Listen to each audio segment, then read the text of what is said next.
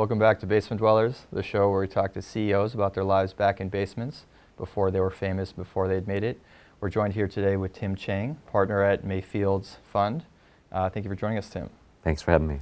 So your resume doesn't really read like most of my other guests. Master's and a business degree in engineering, and then a Stanford with honors MBA from the MBA from the Stanford Graduate School, correct? Mm-hmm. So did you ever have a time period where you felt like you were in basements, or like a mental basement, so to speak, where you kind of feel, where am I going, what's going on, feeling a little bit lost, or was it always kind of like you knew what you were doing?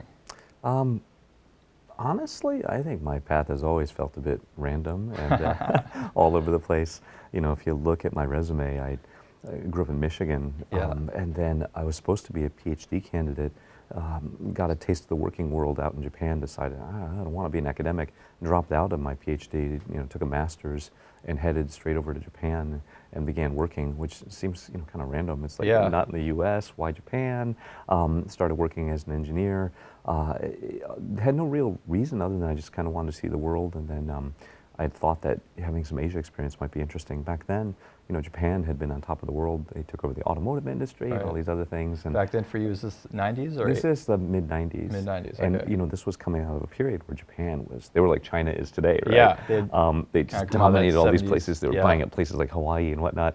And I didn't really have a game plan other than I grew up loving video games and Nintendo and watching, samurai movies and thinking Japan would be a cool place to go. I loved manga and anime. Yeah. In my heart of hearts, I really wanted to be a musician and also do some acting. So I harbored all those things while worrying that, I got to be able to pay the rent. So maybe I'll work as an engineer. Classic kind of passion versus money Exactly. dilemma. At night, I was, on weekends, it was all about playing with bands and trying to get gigs or, doing acting things like that. Just trying to juggle the two.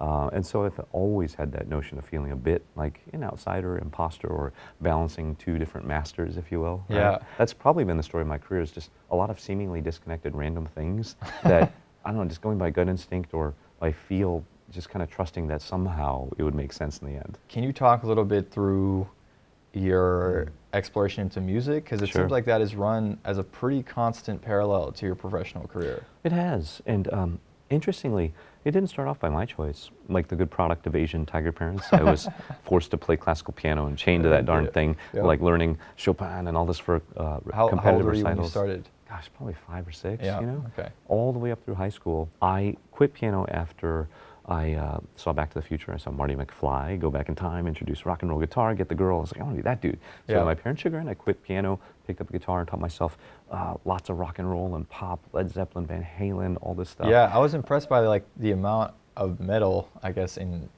your list of bands you liked. Yeah, I think there was something rebellious about it, but also back then, metal and rock had all the most advanced guitar solos, right? Yeah. And part of it was a bit of this gunslinger attitude of like, I can do this, I can do anything challenging on this. Did you have long hair? No, I tried to. My parents would always threaten to cut it off. So the most I got was like a little lock in the front, and I would peroxide. The emo flow? I had the emo thing, and I would peroxide it because I was also into skateboarding back then. All the things my parents hated. Okay. But maybe it was a sign of my rebellion. But interestingly, rock guitar kind of saved me in many ways because I grew up in a really small town, and I was one of 2 Asian kids in the whole school.